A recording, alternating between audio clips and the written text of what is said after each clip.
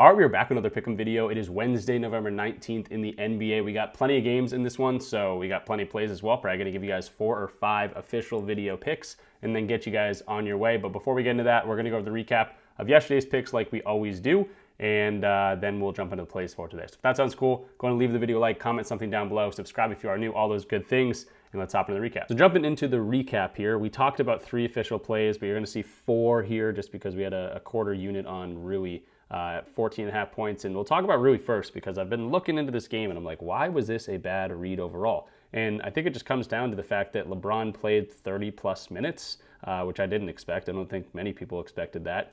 And Rui ends up playing 26 minutes. I would still like Rui's potential here to go over, especially considering LeBron had 12 assists, Luka had 10 assists. They were diming up, and I guess just wasn't going to Rui. Didn't have the volume there.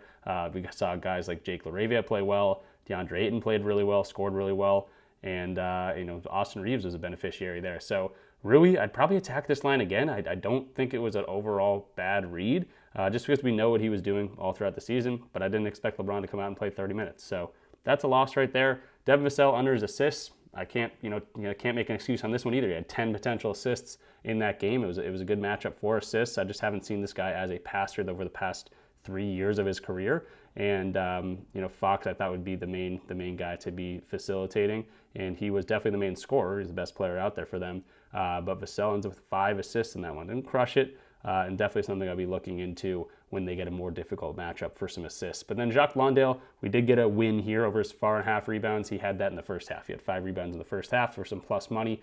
So we end up losing 1.15 units on the day. But we're still up for the season, 2.66 units. We do like to see a positive season, and we're going to try to get back on track for today. So that's what we're going to get into. I do want to shout out the Discord community. If you want access to all my plays, this is where I make most of my profit. Attacking things like PrizePicks, Underdog, Dabble, Sleeper, a lot of the DFS platforms. And I will send you guys straights as well if you guys want those. And of course, all the video picks that I give you, you get them first in the Discord before any sort of bumps or anything like that. So check out the link in the description down below, half off. First month, $10.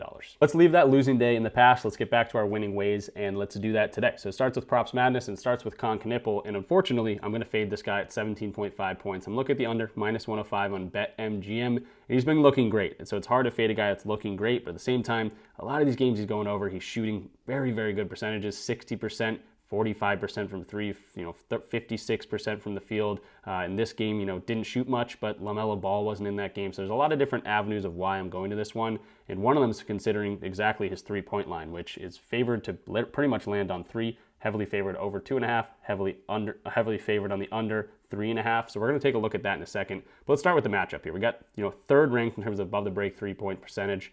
3-pointers made above the break, essentially. 41% of his shots come from there, and it's a difficult matchup to that. If we give the advanced filter this one, we're going to see this blue line becomes that dominant scoring zone, the above the break 3s, and the 2 hardest matchups so far this year were against the Magic and against the Timberwolves, and he scored 5 points in that one. So are we expecting 5 points from Kon? No, but it's good to see that he struggled against 2 of these teams that don't allow a whole bunch of 3-pointers above the break.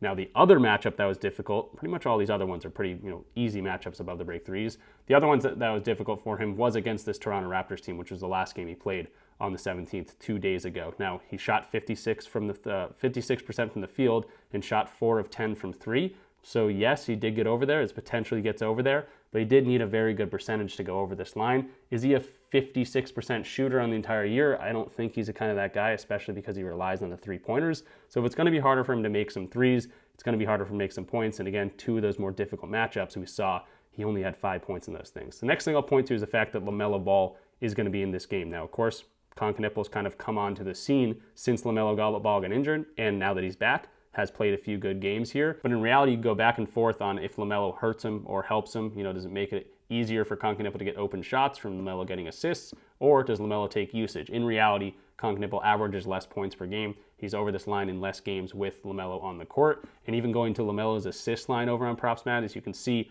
they actually rank number 1 in terms of not allowing assists to that above the break 3-point line. So that's where it comes from, a difficult matchup for him. LaMelo Ball, I think, is going to take more usage rather than being an assister to a guy like Kon Knueppel, who relies heavily on above the break 3s. It's just a difficult matchup for that overall. The last thing I'm going to point to is I'm going to look at his 3-pointers made in this game. Now, I could pull up the 3s on OddsJam. player-made threes. We can go to Kon Knueppel, and we're going to see that some books are at 2.5 and some books are at 3.5. So you can see that above 2.5, heavily favored, minus 180.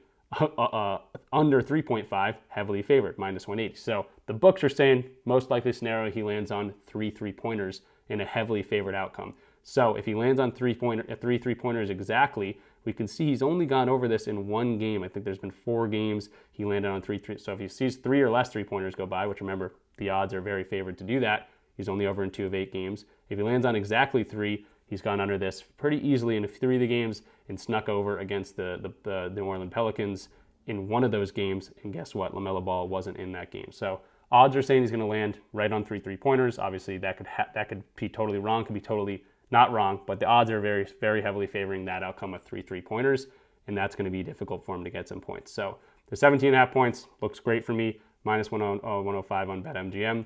There's a very long way to explain it, but hopefully you guys like that one. And again, hard to fade a guy that's playing really well, a rookie you want to root for, but at the same time, just one day. So maybe have an off night against him in a difficult matchup against the Pacers. Jumping to the second play, I'm going to go to Tyrese Maxey, and it's going to be under 3-pointers made at minus 105 here. Again, I hate fading this guy. I've gone to this guy's under a couple times, I think, this season already. He seems to burn me a lot, but it's just literally a horrible matchup for him to go over threes. Above the break threes, they rank number 2. Transition, they rank number 3. So any sort of transition 3 that's above the break, that's going to be more difficult. We've also seen LaMelo Ball and Donovan Mitchell, 2 guys that can absolutely nail threes, go under against this team. LaMelo, 1 3-pointer in that game.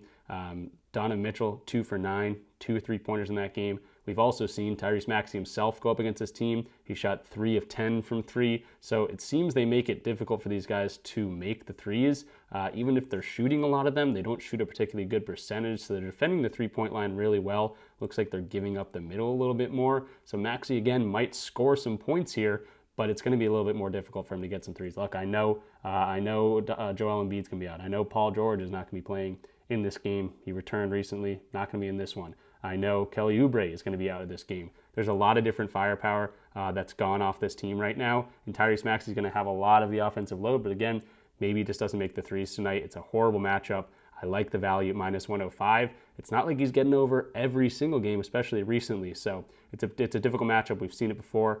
Maybe he shoots 8 threes. That would be perfect for me. If he knocks down 3 of them, knocks down 2 of them, or something like that. If he shoots 10 threes, I wouldn't like the read as much. But again, he shot 10 threes in this last game and still stayed under. So liking Tyrese Maxey on the under. If you want to take a look at what he did last year against this team, now it's totally different teams on both sides, but I know some people like to see this. Good data points, stayed under in both those games last year. And the next thing I point to is the fact that if some people are like, why don't you just take his under 30 points? Well, he can score in other ways. He can get to the free throw line too, and this is a great matchup for him to get to the free throw line. So he can score in other ways. Even games he's seeing, let's see if I can find the 3-pointers made right here. Even games he's seeing 3 or less 3-pointers go down, he's still over this points line in 60% of those games. So I'm not saying fade his points. I'm just saying fade the 3-pointers because it's going to be a tough spot for him to go to it. So if Tyrese Maxey burns me again, I think he's burned me at least once this season, maybe twice. If he burns me again, maybe I got to respect this game a little bit more. And again, I'm not saying you can't score today. I think it's just going to be difficult for the threes. So under 3.5 threes, minus 105 on BetMGM. Now I know there's 2 unders to start the video, but let's get an over here. And it's going to be Brandon Williams, nice plus money play, plus 105 for 15 plus points or over 14.5 points. And the graph doesn't look amazing here, but we're dealing with some injuries. We got no Anthony Davis in this one. And Cooper Flagg, I did realize, is going to be questionable in this game. And he looks like he woke up with an illness, so that's never a good sign. Anytime someone comes up on the injury report for an illness, I think more likely than not they end up sitting. But at the same time, obviously he could go out there and play.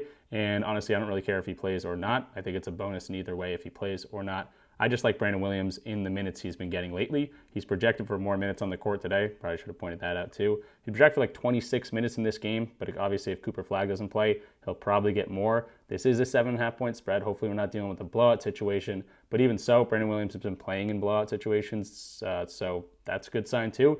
I just expect 20 plus minutes from him. We're going to just do 20 plus. He's over this in 71% of games. And, he's been right around this line and hasn't had a real stinker in that much time in the court. So he can definitely put the ball in the basket. And of course, I've noticed that a lot of point guards in general, the last 15 point guards that have faced this team, or guards in general, are going over their lines. So it's good to see against the Knicks, guards going over their lines. Jalen Brunson might be coming back into this game. He's a questionable tag, but honestly, regardless, I'm just looking at this as a minutes play. I think he's got 20 minutes pretty much locked down with potential to get like 30 or so minutes. And if he sees, over 27 minutes, he's over in all 3 games. So this is a minutes play. I just think Brandon Williams, with the injuries they got going on, with him just getting more involved in the offense, he could get more time in the court here, regardless of a blowout situation or anything like that. They lost this game by 24 points. They lose a lot of games by a lot of points. But yeah, this is, I guess, a great example against a difficult defense. 24-point loss, still played 24 minutes, had 15 points there. This is not the worst matchup in the world. It's not the best matchup in the world. Very mediocre. Pick and roll ball hitting, transition, whatever it might be. But again, just a minutes play. Brandon Williams, 14.5 points or over whatever, 15 plus points. I'm liking this line for him. Moving to the next play, it's going to be another under, and it's going to be another 3-point line. 2.5 3-pointers to Norman Powell. I'm going to take the under plus 110 here on BetMGM. And he's going against the Warriors. Again, you can kind of see with Props Madness makes it really easy. 3-pointers allowed, 5th ranked, defensive ranked to position, 2nd ranked there. This is not a great matchup for him to knock down some threes. Can he do it? Of course, he shoots a lot of threes, but I do like to see these data points like Austin Reeves. He shot how many threes? 5 threes in that game. That'd be a perfect amount for us to do in this one. And he only hit 1 against the Warriors so far this year. You can go by position. It doesn't look as amazing, but just positionally, not a lot of guys are hitting a ton of threes against this team. See Desmond Bade staying under, Vassell, a lot of volume guys on the 3-point line not getting their shots here. And this is going to be a difficult one for spot up. In transition, more mediocre, but spot up mainly going to be the way he scores his points. Pick and roll ball handling another way because he's got a lot of usage in this team. They rank 6th there. So Norman Powell, not the most amazing matchup here. Now again, can he knock it down like some of the best people in the league? Yes, but dating back to last year, did play this Warriors team 3 times. Now, was he as good, maybe high as usage, a player on the Clippers as he is on the Heat? Maybe not, but at the same time, did get a decent amount of looks against these guys and only went over in one of those games where he knocked down 5 of 6 threes. We could see something like that tonight, but again, more likely on the under. And this was an April matchup where he saw the Jimmy Butler type of Warriors, and he only had 1 3 there, 1 of 6 shooting in 44 minutes. Now again, different year, different Norman, I guess, with maybe a little bit more usage on this team. Bam Adebayo potentially coming back in this one. Jovic also questionable tag, but it's just a difficult matchup here. For plus money, plus 110, I think I'll take my chances on the under. It's not like he's going over this every single game, only over in 54% of games. I like the plus money in a pretty tough matchup for him to knock down some threes. And the last play of the video here is going to be Malik Monk over his 10.5 points in a difficult matchup, but I think the line is just too low. This line can go too low at some point, even if it's a difficult matchup here. But at the same time, the number 1 scoring for him is 40% from spot up shooting. That's 6 points a game for him. 23rd ranked in terms of spot up defense here. The other thing is this might be a huge blowout, 18.5 point spread. I already looked at the win-loss margin. Games that are losing this thing by 10 plus points, Malik Monk, just start chucking him up. 66% of games he's over this, except against the Timberwolves. He's literally scored 0 points and 2 points, 20 minutes in both those games, or I guess 16 minutes here. But other than that, if they lose by 10 plus points, which they've done a few times this season already, Malik Monk's still going over this line. So I don't mind this one. It is going to be a game without Sabonis too. He's over in 3 games there, averaging 18.3 points. And the same thing, we already had this matchup before, 15 points in that game in 24 minutes without Sabonis, and that was a 31-point loss. So I think this one could be blowout proof. Again, there's a point where even in a bad matchup, the line drops too low. I think that's one of these times. So 10.5 points from Malik Monk. We're going to take the over. So hopping into the recap, we talked about 5 plays. We're going to quickly go over them right now. Kon Knueppel under his 17.5 points. Everything was on BetMGM today. That's just where the value was. Minus 105 there. Tyrese Maxey under 3s. If you don't like this play, take his over 29.5 points because I think both could hit. He doesn't have to make 4 threes in order to get to 30 points. He's got a great free throw matchup too. So if you don't want to fade Tyrese Maxey under the 3s, I understand that. But if you want to take the over, don't take the over 3s. I'd take the over 29.5 points. Brandon Williams to get some points here, 14.5 plus 105.